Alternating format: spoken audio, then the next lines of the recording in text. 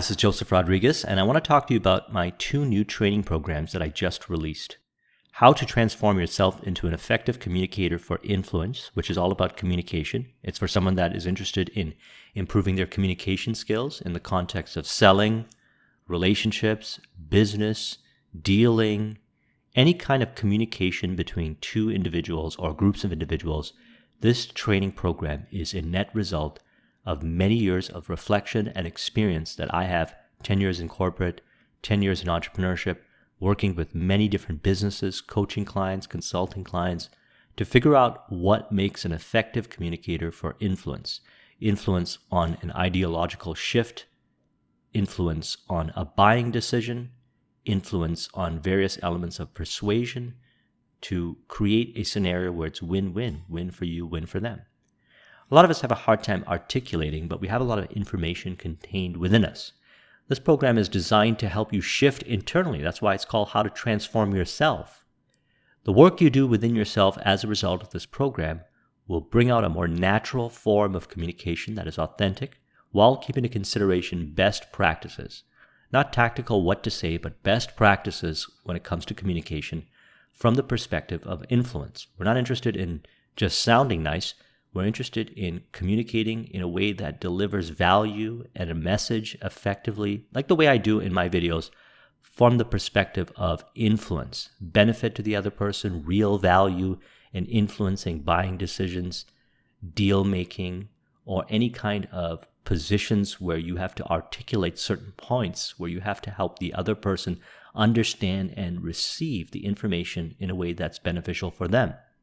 Number 2 is my how to continuously get more productivity out of your time, your energy, your resources, and your opportunity costs. See, this is a productivity training program, and it keeps into consideration 4 important factors. You've got 24 hours in a day, and you've got your energy, which you could utilize to create the success that you want within that 24 hours. And you've got your resources that you have to work with. Intellectual resources, physical resources, software, human resources, and the various things that you could do, and selecting based on opportunity cost to create success in your life, from career to business and just about every area in your life. See, we live in a beautiful time today. There's a lot of information, there's a lot of knowledge, there's a lot of expertise, there's a lot of opportunity, and there's a lot of different ways of creating career and business success and personal life success. And what you do with this information, this technology, this opportunity, is going to determine the success that you get. And you want to work with it in a proper way that is designed to help you get the most yield out of your efforts. That's why I created this training. It's a productivity training that is designed to look at productivity from a perspective that you probably have never seen before. And to articulate my point, I've got 2 videos that I want to share with you. One is actually from my communication training program, so you can realize that this is not just your typical communication program. This is something that goes very deep. We're getting into concepts like frame control, nonverbal, and influence at a deep level. Number 2 is a video from my productivity training program. And that video is also going to help you understand the magnitude of the program. And it is both programs, a culmination of 20 plus years of corporate experience, business experience, working with 40, 50 clients that I have right now as far as my consulting and coaching business, to really identify what's happening in the psychology, in the world today, involving the topics of communication from a place of influence, as well as productivity based on the world today, what we have to work with. I cover tools and things like that, and I recommend that you sign up if they are of interest to you. You can go over to the links in the description. I've got a special offer. You can get both programs between now and June 16th for a fee of $50, or you can get all 5 of my programs for a fee of $147. So again, you can go over to onlinetrainingforentrepreneurs.com, or you can click the links in the description of this video, and you will end up on one of these offers here. This one's for the 7-day special for my 2 new courses, and you can click on the view course and you can learn about the courses, the details, watch the little introductory video for each of them. Online Training for Entrepreneurs, as you can see, I sell them regular price at $47. You can get them all for $147, or you can just get the 2, the special deal, both of them for a limited time. That's available till June 16th, 2019, 3 p.m. Pacific time get them both for $50. I'm very excited about these trainings because they have been 6 months in the making, but really 20 years as far as my research goes and my experience goes. And I believe that these are two important things that you want to keep into consideration today that are valuable and are going to be timeless for you. Your ability to communicate effectively from the place of influence and getting the most productivity or the most yield, as I like to say, out of your time, energy, resources, and opportunity costs. See, it's not about working more, it's about working effective. And that's what these trainings are about. Check out the videos on the sales pages, and if they're of interest for you, participate in the program. I believe you're going to be hugely beneficial. Now, I would like you to enjoy the first video, which is on countertransference and transference from my communication training program. So now I want to talk about this concept called transference and countertransference. Now, I got this from psychoanalysis, and this is something that I had learned from Sigmund Freud, and I've seen communicated from multiple perspectives in the context of communication skills. And I want to discuss this important concept because it can be really revealing to help us understand the areas of optimizations that we have to go through to become effective communicators, both from understanding ourselves and understanding another person. Transference, and this is the clinical psychoanalysis definition, and we're going to relate it back to our training and work with this because it's an important concept in relation to what we're trying to do, which is become an effective communicator to influence. Okay, we're going to take the psychoanalysis definition and we're going to apply it to a training context, our specific objective. Transference is a theoretical phenomena characterized by unconscious redirection or projections of the feeling a person has about her parents, as one example, onto the therapist. So the idea behind this is that if you are a psychoanalyst or psychoanalyst and you're dealing with somebody, there might be some feelings that the person has that is a net result of experiences that they've had in their past that they're now transferring over to you as the psychiatrist or the psychoanalyst, psychologist. And even in a therapeutic setting where you're having a communication with somebody, we as human beings have the tendency to do this, transfer our emotions from past experiences that we've had with other people or past instances with our parents, teachers, and so forth, usually from earlier stages in our life, over to the person that is mentoring us, teaching us, discussing certain topics for us. Now, this creates a counterproductive scenario in the context of psychoanalysis, psychiatry, and even communication. And we're going to talk about how this relates to our goals because we're really talking about business world. But remember, how you do one thing is how you do everything. So communication is not really segmented as much as we like to think between personal life and business life, especially when we're getting into the deep nuances of frame control and understanding our psychology. Countertransference is defined as redirection of the psychotherapist's feelings towards a client, or more generally, a therapist's emotional entanglement with a client. So think of this as the reverse. The psychologist, psychiatrist, or therapist now is as a result of something that they are experiencing, usually at maybe a frame or an energetic level, with the client or the patient, feels a certain way. In other words, there's a bias that occurs that now transforms the relationship between client and therapist into something that goes beyond what the objective of the interaction is geared to produce.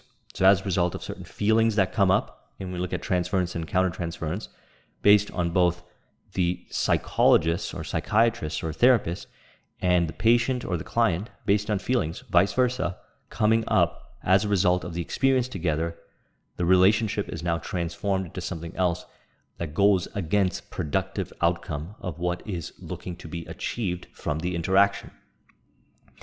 So in Freud's discussions surrounding this, and even Carl Jung, they talk about if a client it's really the responsibility of the psychiatrist or those doing the psychoanalysis, experiences transference or countertransference, they're to stop the session be aware that they're experiencing it, and then potentially find somebody else who doesn't have that experience or cannot recreate that experience. In other words, doesn't have within them that element that is being triggered by the experience that they're having with the client or the psychoanalysis having with the client, and have them continue and take on that client or patient. Now, how does this apply, what we're talking about here, in business or communication? This is something actually that we do unconsciously. Okay? We're talking about unconscious stuff here. In the training context, we're going to evolve this because this is something that I see in all kinds of business communications and something that you will become a lot more aware of as you become more astute in communication. And the key is awareness, to be observant of when this is happening so you can address this accordingly. Transference is unconscious redirection or projection of the feelings a person has about others onto you. So in a business context, communication context, in personal development or business, let's say, whether it's your client, employees, staff, and so forth, their feelings or past experiences they've had in other career scenarios or with others in their life are now being projected onto you. They have a bias towards you as a result of other experiences that they've had in their life. Now, this is happening unconsciously, subconsciously, and they're not aware. Now, one of the great pieces of work that we do on ourselves as we evolve ourselves in the journey of business and personal development is we identify within ourselves what is causing us to have biases towards people, circumstances, and situations. And these biases that we have, usually as a result of other experiences, cause certain kinds of negative outcomes in interactions. So perhaps here's an example that we could look at. A person might have had an experience dealing with someone in the context of buying used cars or buying a car, let's say, a negative experience. And as a result, now you're communicating with them as a sales rep, looking to transact with them to create a win-win arrangement with something that is actually worthwhile.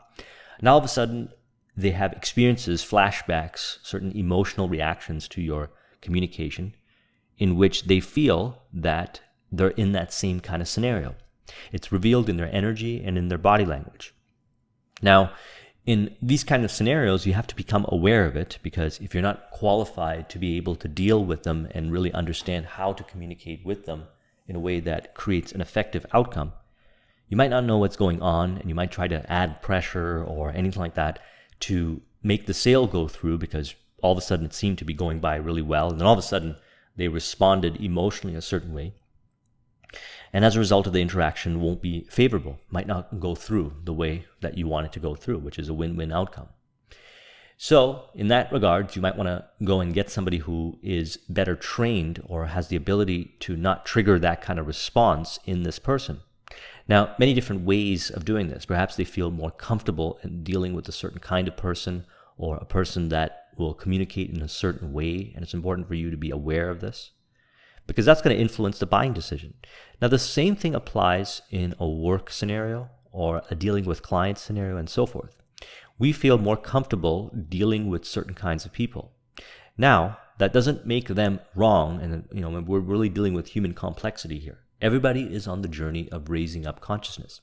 And as we rise up in consciousness, we understand that past experiences and past dealings with other people and so forth create certain kinds of biases within us, and they come up when we're dealing with others. And one of our goals is to remove these biases and essentially see people for who they really are, not a representation of a recurrence of a past dealing with another person, and really make peace with that part of us that creates that bias. That goes beyond the scope of what we're talking about. We just want to be aware of this.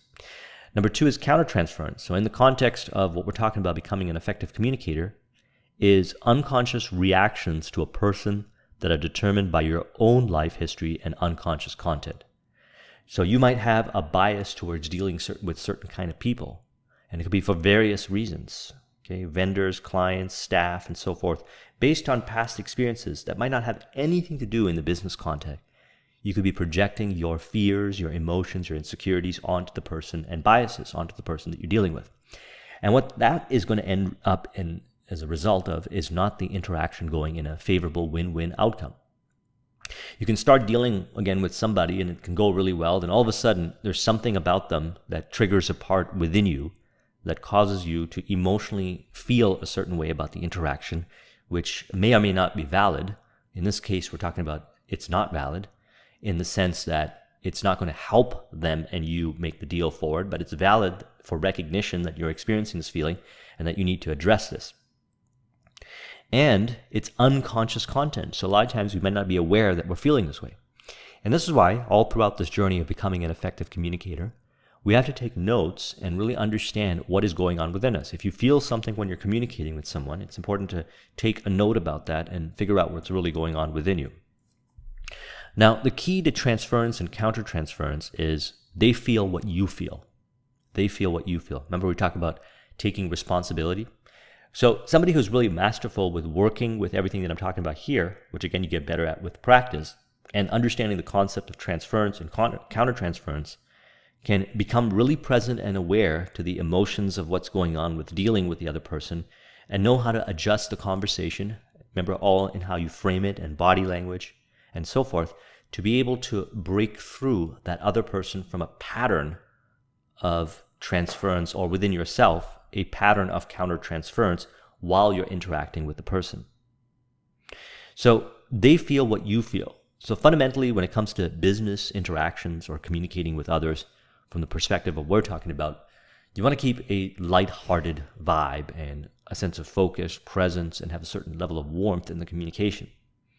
Because when you do that, the interaction tends to move very smoothly. Now again, as I said, you get better at it with practice. Discussing all these elements within this program is helping you understand it better, but it's really about taking action so you can reflect back on your actions through awareness, taking notes, and coming back to the trainings and seeking some counsel, because we're really dealing with some really deep communication, deep identity level stuff as far as relating back to the Robert Dilts or values and beliefs. And it's advisable then to work with a coach or a mentor or somebody who has expertise to help reveal what's going on within you so that you can become a more effective communicator, so you could deal in a lot more complex dealing or communication environments or scenarios. If you want to become effective at selling, dealing, communicating, being involved with certain kinds of difficult conversations and creating a win-win outcome, you have to understand the concept of transference and countertransference. This is a revelation of what's going on at a deep energetic or frame level with human beings when they're interacting with each other that they're not aware of oftentimes, and they just kind of force their way through by using certain kinds of language patterns or emotional manipulation or whatever to bias it into a direction that's not win-win. Remember, we're looking for win-win here. So again, to help you understand this further, we want to become aware, transference, of the projections that somebody has as far as feelings that are non-contextual of what we're trying to achieve with the interactions, about how they feel about others unconsciously being projected onto you. You remind them of somebody through some experience, or some part of the interaction that you have with them is now reminding them about another experience. And as a result, there is transference happening. Okay, transference, as in transferring another scenario, another person's feelings that they've shared with another person onto you, which is now changing the whole vibe of the conversation. Next is countertransference. Okay, your reactions. It's not just about them, it's about you. And the more you evolve, remember, we take responsibility because we're looking to lead interactions here.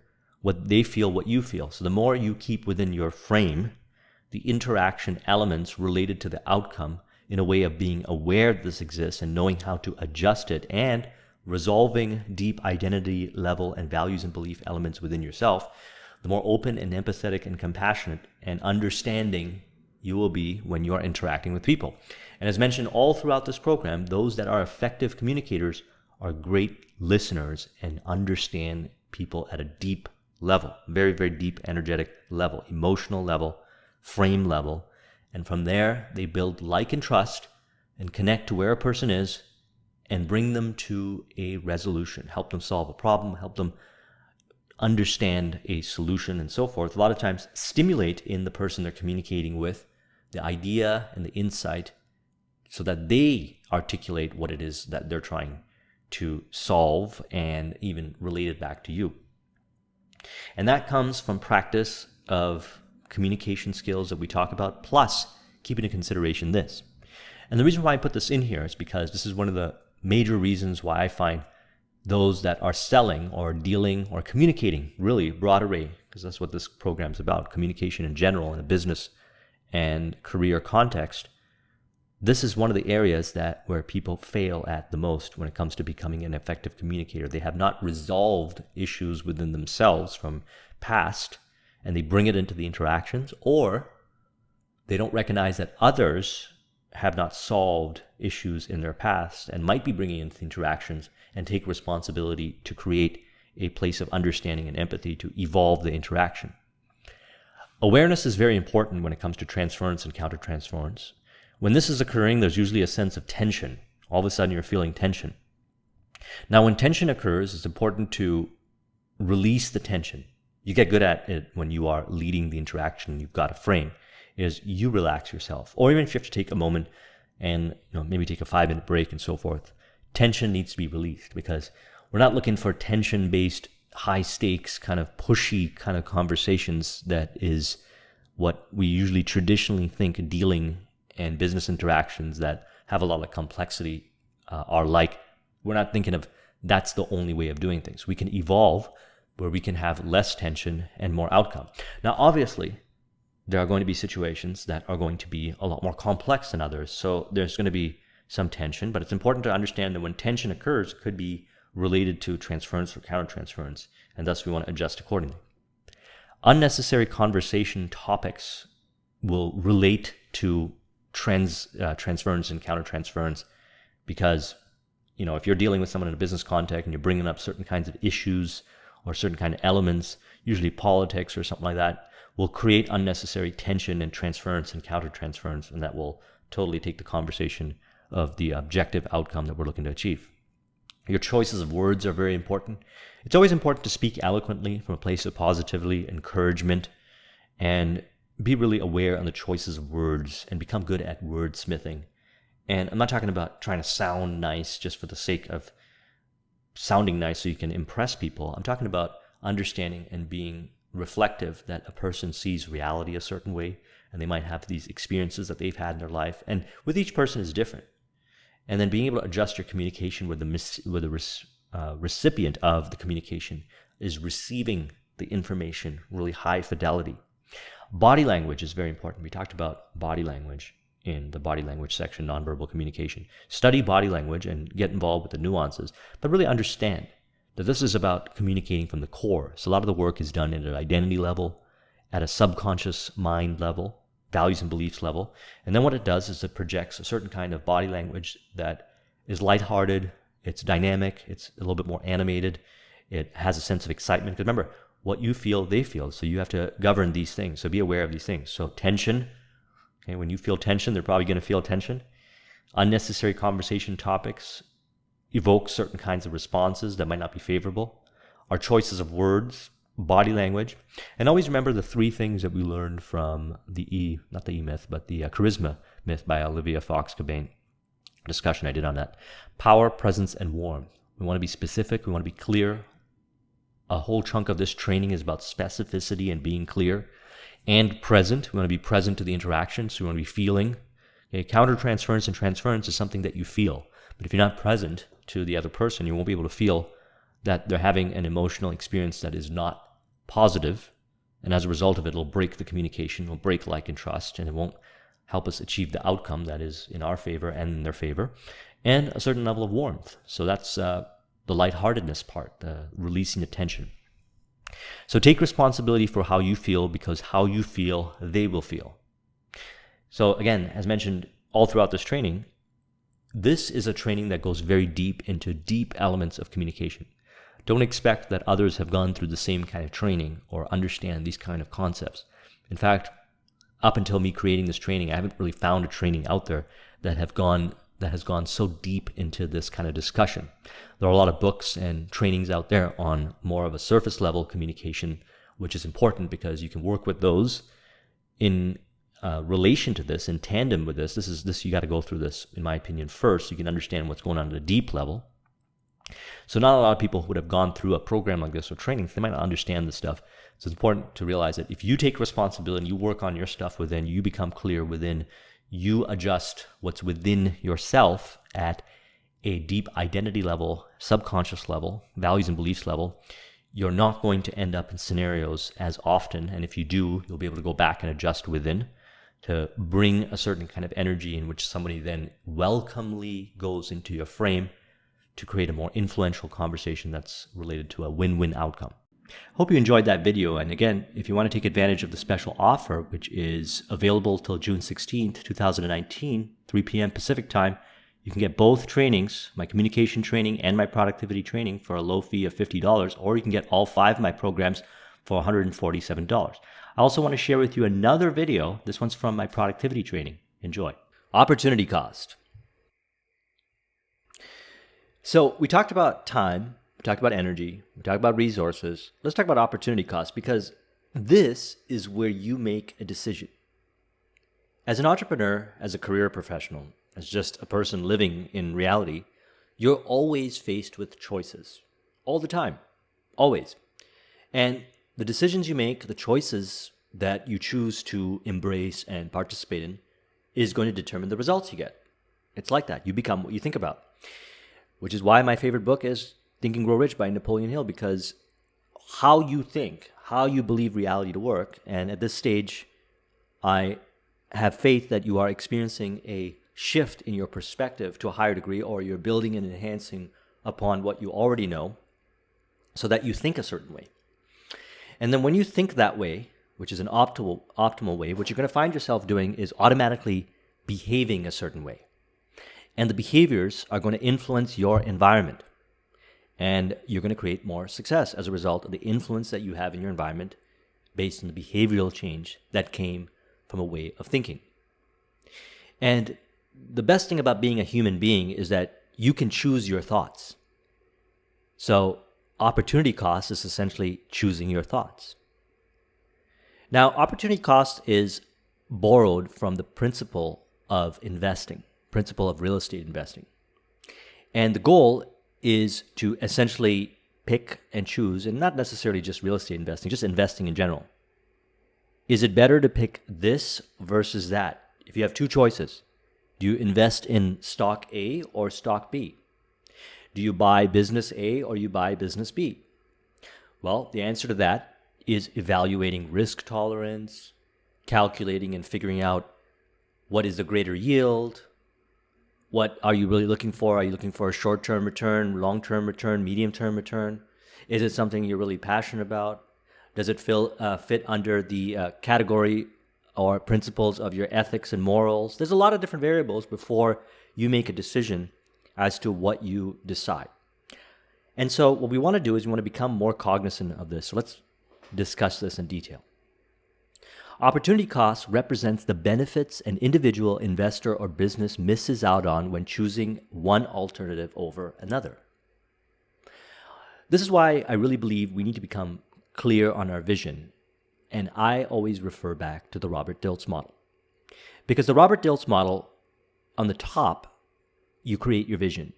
And as a result of going about and just doing all the things that you do, you further dimensionalize and you clarify your vision. That's why I like the saying, actions create clarity. So you may start out with a general vision. Okay, I want to create success. I want to make $200,000 a year. And then as you go in the process of building your business, you start to realize some criteria. Okay, I don't want to build a business with frustrating clients. I want clients that are nurturing and inspiring. I don't want to do business A anymore. I want to maybe do business B because that allows me to travel. And your vision starts to get clearer and clearer and clearer. And you constantly revise your vision. And then you choose consciously the values and beliefs, the capabilities, the behaviors that influence the environment that creates your vision. And those decisions are going up against many other decisions, and that's your opportunity cost. So as we're going through this, I want you to reflect more on the Robert Dilts model and really realize that if you can't get to a certain level of clarity on it, that actions create clarity. That means that as you go through this program and you go through the trainings, you apply, you do the exercises, And then you come back to it. And then you get further clarity. You build upon it. And you'll notice that you'll be able to better fill in the details of the crystal clear elements of your vision. And the clearer you are, and again, this is one of the reasons why I had bundled this when I initially offered it with the communication training, because that's all about getting clear within. To become a great communicator, you have to be clear with yourself. You have to understand what it is that you want. And actions create clarity. It doesn't happen overnight. The clearer you become inside as to what you're creating, the more effective of a communicator you will be, because then you'll know why you're communicating, who you're communicating to, what to communicate, and what results that you want to create in part and in whole. And so, if you're not a student of that, I recommend you do that, because that's going to help you evaluate your opportunity cost. A large part of what you do in business is going to be the net result of your ability to communicate with another human being. You're creating products and services and you're offering it into the marketplace. You've got team members, going back to resources, contractors, vendors, your market, different people that you communicate with. And your choice on who you communicate with and how you communicate and what you communicate on is going to be a determining factor on the results that you get. So thus, becoming clear within in communication will help us become better at selecting opportunity costs. And one of my favorite books is How to Be Your Own Best Friend, and also What to Say When You Talk to Yourself. You see, you become what you think about. And what you say to yourself when no one is around is going to be a huge revelation as to what you consciously choose as far as opportunity cost. Because you're going to create based on how you see reality. Your faith and confidence in your vision is going to determine your opportunity cost. And the reason why is because if you look at the Robert Dilts model and you understand that a lot of your vision is driven by deep identity level. For example, if you want to create success and you want to make a couple $100,000 a year, but you don't believe it's possible, you're going to pick things in your opportunity cost that is going to be a self-fulfilling prophecy towards not getting the result. So thus, we have to evolve ourselves within our identity. It has to evolve. And that's why I created the Subconscious Mind Training Program, because the Subconscious Mind Training Program is designed to go in and change your identity.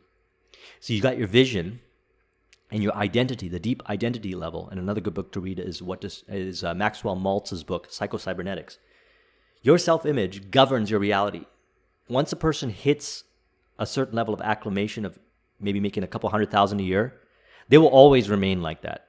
They will always reorient themselves to that unless something changes drastically, maybe a traumatic situation, their identity level changes. So that being said, we always have to remember this, and it's going to be one of my big emphasis as I go through this section. Opportunity cost is usually determined subconsciously. Okay, so we have to understand how we see reality, and we have to do that subconscious work on ourselves. Now, there are things that we could do to help us make better educated decisions, so we're going to talk about that. And in the context of creating success, we don't want to just rely on those elements like the time tracking and the various different kinds of data points and KPIs and so forth. Because again, if you're not evolved at an identity level, you're going to find some way of making it all convoluted and complex and creating the reality that manifests as a result of deep identity level stuff. So that's one of the important factors of opportunity cost. Now, what you'll find is that there are things to help us that really come from experience and wisdom. So opportunity cost is really something that you learn through experience. You learn about yourself, you learn about reality, you learn about market, you learn about others, and communication skills is very important.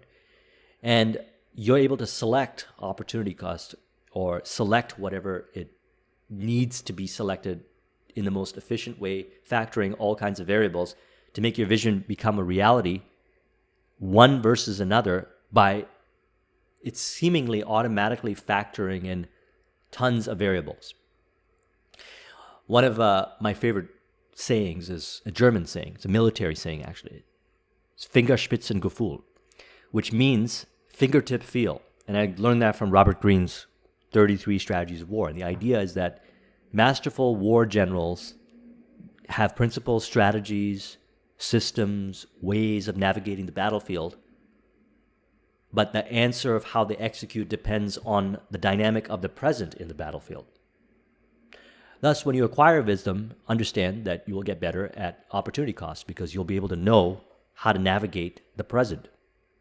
However, I included this as part of the program because there are ways of stimulating this, as mentioned, the deep identity level stuff. And there are things that I've already covered, time, energy, and resources factoring in there to help us stimulate better educated decisions as far as opportunity cost.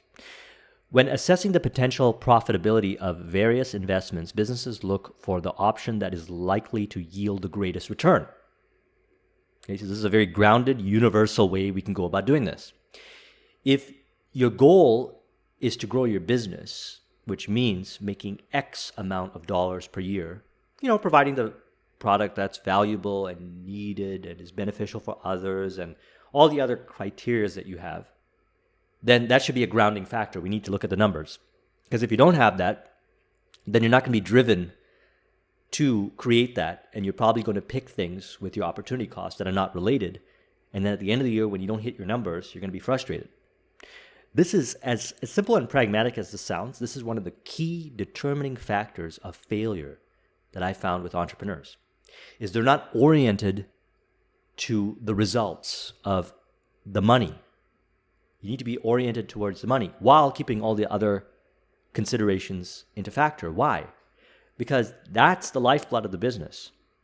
When you create money, you can reinvest that into further business growth, which gives you more influence, which allows you to leverage your time and energy better, which allows you to allocate more resources so that can be reinvested. So you could do different kinds of partnership deals. You can acquire different kinds of intellectual assets and so forth, and the list goes on. You can refer it back to the resource video that I did. But we have to be focused on return. So with every decision that you make in your business, with each time block that you have, you factor it in with the following, as mentioned in the previous videos, but we're going to build upon it. Do you delegate it? Do you automate it? Do you do it, or do you eliminate it? Number one. Number two is, do you leverage the resources that you have on top of it or in combination with that so you can get more yield? And what is the yield? High dollar value. Now, do you pick X to do in that 30 minutes or do you pick Y? Now, you could probably sit down and, those of you that are good with math can probably crunch and figure out opportunity cost variables and mathematical calculations, but I don't go that far. I just ask myself these questions because as an entrepreneur, I'm more of a creative than I am a MBA. And so as a result of factoring this in, I get enough success and I can continue to build. And if I needed more expertise of valuing data from a number standpoint, I would either learn it or I would bring someone on that can help me with that. Someone who really understands the math. But I will always, always, always look at the return of my opportunity cost because it's a driving factor. And as an entrepreneur, as we mentioned this earlier, what are the key areas that we got to focus on? Marketing and innovation. Marketing and innovation. What drives marketing? What the clients will pay for. Okay, so products that are needed and useful, we come up with marketing strategies to get that out into the marketplace through our marketing, which, by the way, Peter Drucker, I'm referring to Peter Drucker's marketing innovation being the two main pieces of the business and everything else being an expense. Selling is grouped under marketing. And my favorite kind of selling is consultative selling, which, by the way, I'm including the 3 videos that I did in my entrepreneurship training program as bonuses in this because I recommend that you watch those videos. Okay, I've got consultative selling, direct response marketing, and copywriting because that's how you're going to have better stimulus for opportunity cost. Because by performing activities in marketing as an entrepreneur, which is highest and best use of your time, and selling and being in the arena and dealing, you figure out more profitable ways and profitable projects to allocate to your team to create greater returns. If you're doing all these other things, you don't have the opportunity to do it. So we have to leverage ourselves better, our time better, our allocation of resources better so that we can have time to invest a considerable amount of time in marketing and innovation. Those are the activities that allow us to find what is going to give us the greatest return. And that's going to continuously grow you as an entrepreneur. Your ability to dedicate time and cultivate those skills and be so submerged in your marketplace from that perspective of direct response marketing, consultative selling, and copywriting is going to be a huge determining factor of the success and the rapid results that you're going to get. How do I know this? Well, I speak from experience and evaluating thousands of entrepreneurs. And they might not have a model. They might not be able to articulate it the way I am right now. This is why I got really good at teaching and being able to articulate. But that's what they're doing. Those that are very successful as entrepreneurs are very good at dealing, selling. In fact, most of the successful entrepreneurs were salespeople prior to becoming entrepreneurs. They understand how to sell and how to create based on what people buy, not the other way around. They're not thinking, here's this amazing product or service that I have, and I'm going to go force people to buy it. And if they don't buy it, I'm going to be secretly resentful towards them. And I'm just going to believe that the marketplace doesn't know what they want. That's not a proper way of looking at reality. People pay for what they believe is valuable and needed and useful. And we have to be in alignment with that. Considering opportunity costs can guide you to more profitable decision making. So we're driving profits so we can reinvest those resources. Okay, the name of this program is How to Continuously Get More Productivity Out of Your Time, Energy, Resources, Opportunity Costs. And we have to have some numbers. So productivity might not mean money for you if you're going through this course from the perspective of something outside of business or career growth. But I like using it as a yardstick, as Earl Nightingale put it in Stranger's Secret. Money is a yardstick that measures your success, not in the sense of the more money you make, but if you follow everything that I'm talking about and you create real value and you create products or services that are needed and useful and people benefit from it, it's going to be an indicator of how much value you're putting out. So productivity then can be replaced with how to continuously get more money out of your time, energy, resources, opportunity costs if you're an entrepreneur. But it doesn't have to be. What is the key determining metric for you? Replace the word profitable with that metric. Okay? You must assess the relative risk of each option in addition to its potential returns. Now, there's risk, obviously. You know that saying, fear of missing out, which everyone is bogged down by? Well, a net result of that is just a matter of not really looking at what the alternatives are and making an educated decision based on criteria related to the vision. In other words, they don't have a clear vision. Someone who has a clear vision does not have fear of missing out. They know exactly what they're doing and why they're making decisions. And if you want more help in that area, study Principles by Ray Dalio, because in that book, when I went through that book, the principles are, many of those principles I use. I just never define them like he does. And if you can meet with others that are of counsel, they can give you some sound principles. So then you can realize that if you are in this fear of missing out type of space, then it's really because you don't have any principles to help you with the decision making. If you got more principles and they're sound principles and they're tried, tested, and true, it's easier to make the decisions. So potential returns and relative risk. Now there's risk in terms of like capital risk and whatnot. I'm not going to get into that. Now that's something you would seek more specialized counsel or you learn through experience and wisdom. And that's called risk tolerance and risk evaluation and so forth. Time tracking is the one that I recommend in this program. Okay, that's the foundation. You track your time, you see where it goes, and you figure out how to make better educated decisions based on the return on that time. So you're calculating where your time is going, and you're seeing the kind of returns, the revenues you're generating, net earnings. And you're calculating based on it, and you're seeing, if I do A, I make $500 an hour. If I do B, I make $100 an hour. And even if you're not getting paid $500 an hour, the front end, back end, lifetime client value, return on automated sales, and recurring revenues, or whatever splits you do, is equal to $500 net earnings for that 1 hour of input. Again, refer back to that video that I did in Time when I talked about the multiple different kinds of products that you can sell at different price points while factoring in time and overhead and the adjusted hourly rate and calculating that back to how much you want to earn in a year. That's how you figure out opportunity costs as well. Now, it's obvious that we also referred to Ikigai, and that, if you're interested in building a business, it might not just be about money, because heck, there's a lot of things you could do that just make you a lot of money, but at the same time, it doesn't bring you a lot of joy and fulfillment, and it doesn't make you happy, and it stresses you out and so forth. So when I'm factoring opportunity cost, I'm factoring in Ikigai as well. In other words, let's go back to the model here and take a look at it. I'm factoring doing what I love to do, what the world needs, what I'm good at, and what I will be paid for. Okay, my mission, my passion, my profession, and vocation. Those elements are kept into consideration during selection of opportunity costs. And ideally, and obviously always, I will pick what is the sweet spot for all of those. And also keep it in consideration that this is a business and it needs money to grow and reinvest back, and the profitability, and I need to build a life for myself, and I have a certain lifestyle that I want to maintain. So I have to earn a certain amount before I take an opportunity.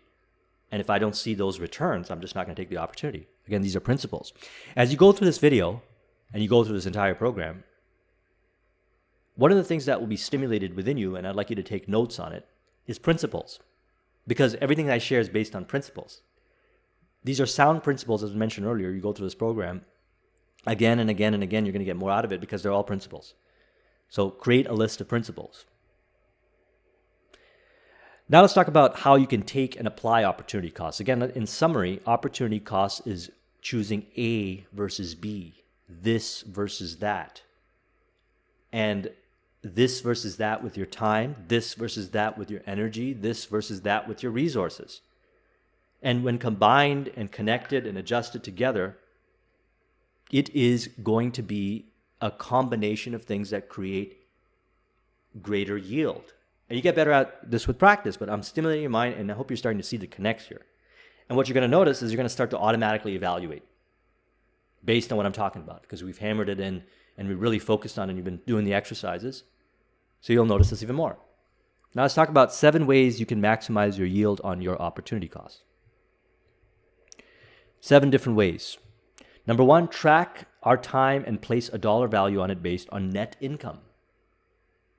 Track your time, see how much return you get on that as far as the yield, net earnings of the projects.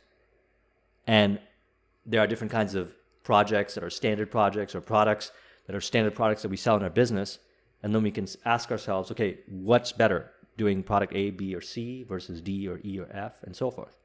Number 2, create a list of high-yielding business growth, marketing, and innovation-based projects. Value, rank, and execute upon them based on viability and profitability. Now that sounds very complex, but let's break that down. High-yielding business growth, marketing, and innovation-based projects. Obviously needed and useful into the marketplace, and their innovation providing more value. Not innovation as in sophisticated and cool and slick. Innovation based on value. Okay? And you obviously learn that from your marketing. In marketing, you connect with the audience and you see what they respond to, direct response marketing. And you value rank it, because as Sun Tzu said in Art of War, opportunities multiply as they're seized. So every time you execute upon an opportunity, you produce results, you get more opportunities. As I've watched the growth of my channel, and even when my IT business was growing, I see more and more people reaching out to me with new opportunities. Hey, do you want, can you take me on as a coaching client? Can you take me on as a consulting client? Can you help me with this? Can you joint venture with that? You want to do this? You want to do that? You want to do this? I made a commitment that I'm going to invest 6.5 hours a day, and I'm not going to stretch myself out to like 8, 10, 12 hours. I just chose not to do it. And I'm going to make my decisions on what I'm going to do based on the factors that I have shared with you in this program within the time allocated. And I value rank them. So if someone says, let's do this project, and it's a joint venture, and it is something that falls within the Ikigai, and it's within what my business growth vision is related to, and it's enough profitability, and I look at what other projects I've got going on, and this one's greater than, I'm going to prioritize it. I'll do it. But I value rank it. So that's value ranking. And you want to focus on the first, and you want to see it all the way to completion. One of the things we don't want to do is bounce from one opportunity to the next and never execute upon any of them, or execute upon very little of them. If you find something that's viable and it falls within the criteria, see it all the way till completion. So viability, obviously based on, does it actually make money? I mean, in the earlier stages in business, a lot of things that you would do if you're starting as an entrepreneur is speculation. You think it's going to make money, but then you try it doesn't work. Like market doesn't respond to it, and that's fine. You learn optimization data. This is how you grow. After a while, you start creating success. And after you start creating success, literally everything you touch turns into gold. But you could touch it and turn it to gold $10,000, or you can touch it and turn it into gold into $100,000, or touch it and turn it to gold $1 million. If you're consistently creating 100,000, you might not touch the 10,000 opportunity. Maybe to the other person that wants to do a joint venture with you, 10,000 is a lot with them, and they realize that by partnering with you, that they can create 10,000 and split it both ways. It's great for them, but for you, it's not worth your opportunity cost anymore, so you respectfully decline the offer. Number 3, continuously develop your consultative selling, direct response marketing, copywriting skills. I've included this in there because it is these skills that allow you to find the products that are needed and useful and innovate based on what's value, teach you what the viable and profitable opportunities are. Why? Because consultative selling is the process of sitting there and connecting with the marketplace over a phone call, in a meeting, in a conversation, to understand what their pains and frustrations are, which is valuable for innovation. Direct response marketing is results-oriented marketing. I'm not going to get into discussion of what it is in detail, but watch those videos to take an action, put it out in the marketplace, and see how they respond, and adjust accordingly. It could mean adjusting your offer, could mean adjusting your value proposition, your unique selling proposition, lots of variables. I also recommend that Mr. X video that I did with Jay's stuff. And copywriting, persuasive writing, very important. We're not just writing and communicating because we want to sound nice or just for the sake of communicating. It's all related to our vision, and our ability to influence has a huge determining factor on our success. Number 4, learn various monetization models, covered in the Mr. X video. Many different monetization models. Why? Because if you understand all the different ways and continuously develop understanding monetization models, then you're going to find more creative ways of creating profitability and viability. You'll be able to see opportunities where others can't see. You can find arbitrage opportunities, almost unfair advantages in the marketplace that nobody sees. By constantly learning various monetization models, you can make better decisions on your opportunity cost. Number 5, refer to the Robert Dilts model. Now, why is this important and why am I bringing this up? Well, there's your vision, and there are all the things you can do to contribute to your vision. Adjusting yourself at an identity level, values and beliefs, capabilities, behaviors, environmental elements. When you are having to be put in a position where you have to make a choice or a decision, you have to ask yourself, is this related to your vision or is it not? If it's not related to your vision, why are you doing it? Could be a valid reason, but you got to ask yourself these questions. And where does it contribute to the vision? Does it contribute at a capabilities level, behavioral level, values and beliefs level, identity level, or so forth? And this is more related to getting the educated data. Because creating the vision is a matter of integrating Robert Dilts' model within yourself and your team. Your team, yourself, the identity has to be aligned with the vision. And so some of the opportunity cost as far as education or learning or growth and development, because not all opportunities, and as much as I say make it viable and profitable, are designed to just drive that. Some can be educational. As an entrepreneur, you love to try things out. You're creative. And as a result of being a creative, you experiment. And through experimentation, you identify certain kinds of things that will give you more insight and grow you and stimulate you into seemingly unrelated ideas that create even greater profitability. So that's when it comes to your opportunity cost, Robert Dilts' model can help you decide. Perhaps you're testing a new capability, right? A capability could be, for example, a Facebook ad campaign, and you've been so used to marketing on YouTube or marketing offline that a new capability that you thought of acquiring for your organization, which may not be directly related to bringing profitability right away, is the cultivation of the capability of Facebook ad marketing as a resource that you have to tap into to produce results. Maybe not necessarily by you, but you manage it and your team does it.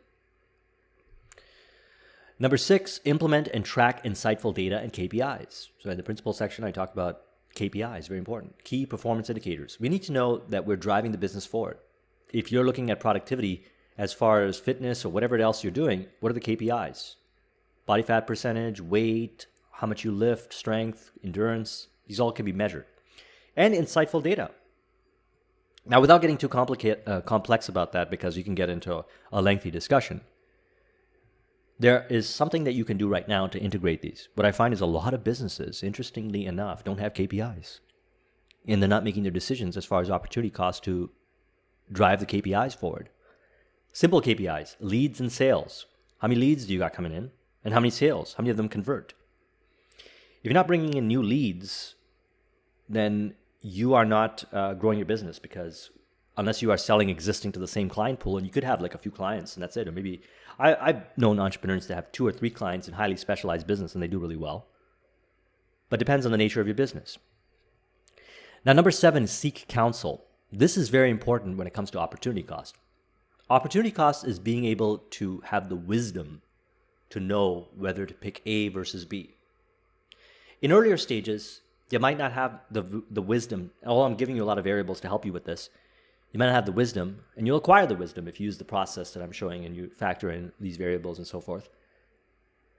But if you want accelerated growth, it's important to bring in a coach or a consultant or a mentor or a mastermind, as somebody that's already been able to do it, so that they can help you make better decisions. You might not see something that they see because they've been there before. So perhaps then you'll ask them and say, well, should I do this or that? And they'll say, well, what are the variables? What are you trying to achieve? And they'll ask you a bunch of questions. And then from there, they'll help you make a better decision. So counsel is important. So it's important to have a team. And your counsel can exist within your organization, your team members. Your counsel can exist external with an expert that you bring in every now and then to help you with opportunity cost. And the better you get at this, you eventually get to a point where you provide counsel for others. But the key is this. Opportunity cost is important, because if we do not factor this in, then we're going to be doing the one thing that I mentioned earlier that we do not want to be doing, and that is masquerading busy work as accomplishment. Busy work as accomplishment. Very important. And what I find is that this is a constant journey. Today's accomplishment-based work will be tomorrow's busy work and waste of time. As you rise up in success, the things that you do now will not be the highest and best use of your opportunity cost, or it's not the highest and best use of choice when you have to decide at a later stage. So keep that in consideration as well. And I hope you enjoyed that video, because this productivity training, really my specialties, communication and productivity, I'm very proud of them. I'm really happy of how they turned out. I've received really good feedback by those that have betaed it, and I believe they're going to be really valuable for you. So again, take advantage of this offer, which is around till June 16th, 2019, 3 p.m. Pacific. Both those trainings for $50, or you can get all 5 of my programs for $147. Again, the links are in the description, or you can go over to onlinetrainingforentrepreneurs.com. Thank you.